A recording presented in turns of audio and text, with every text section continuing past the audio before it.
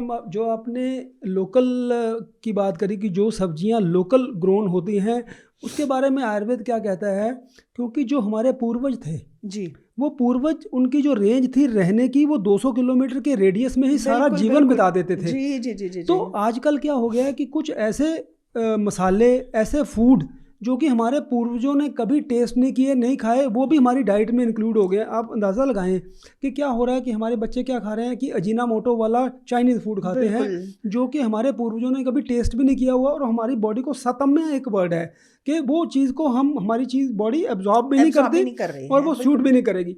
तो ऐसी चीज़ें जो हैं वो इन्फ्लामेशन कॉज करने के चांसेस बिल्कुल बहुत ज़्यादा बिल्कुल होते हैं।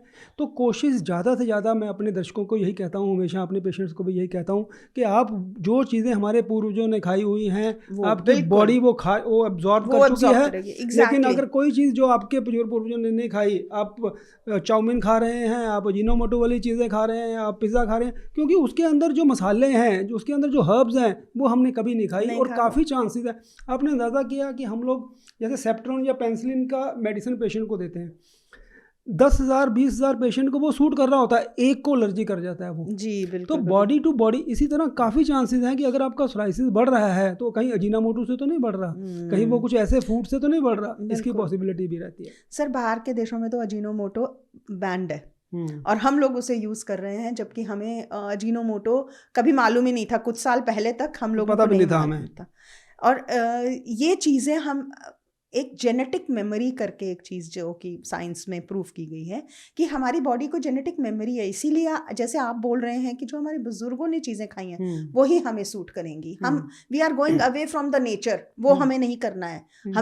हमें नेचर के पास रहना है जितना हो सके, और जितना हो सके लोकल जो हमारी अवेलेबिलिटी है, जो आसपास हमारी चीज़ें, क्योंकि definitely they will not go into the cold storage also. जितना दूर से जो चीज़ आ रही है वो कोल्ड स्टोरेज में जा रही है, तो वहाँ से वो नेगेटिव इफेक्ट उसका हो ही रहा है। उसको प्रिजर्व करने के लिए कुछ ना कुछ प्रिजर्वेटिव्स डाले जा रहे हैं, कुछ ना कुछ पेस्टिसाइड्स डाले जा रहे हैं, ये सारी चीज़ें इन्फ्लेम कर रही हैं।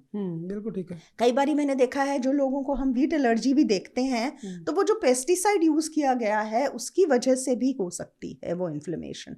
तो we have to be very careful कि ये जो हमें लोकली अवेलेबल चीज़ है, अगर घर में किसी के पास जगह है तो वो डेफिनेटली अपनी किचन गार्डन करके that is the best thing I और थिंक। एक छोटा सा पॉइंट मैं आपको और बताता हूँ कि जो सीज़न की आपने बात करी, तो जो फूड्स होते हैं सीज़न पे कैसे इफेक्ट करते हैं, आपने कभी शायद नोट किया हो, जैसे लस्सी होती है। जी जी अब आप अंदाज़ा लगाओ कि अगर मई जून के महीने में आप दोपहर को लस्सी पियो, आपकी बॉडी में एनर्जी आएगी, बिल्कुल आप हेल्दी फील करोगे, जी एनर्जी। जी जी जी लेकिन वही लस्सी आप बरसात के दिन में पी के देखो, बिल्कुल ठीक कह रहे तो हैं आप सीजनल कोरिलेशन, सेम फूड में भी अगर सीजनल कोरिलेशन जब करते हैं बिल्कुल तो बिल्कुल बहुत सी चीज़ें ऐसी हैं कि मैं तभी अपने दर्शकों को या अपने पेशेंट को बार बार यही कहता हूँ, आप अपने अच्छे डॉक्टर से कांटेक्ट करें। आप यूट्यूब के ऊपर जब देख के और इन्फॉर्मेशन गैदरिंग करके और सेल्फ डाइट चार्ट बनाते हैं ना, उसमें बहुत सारी चीज़ें मिसिंग होती हैं।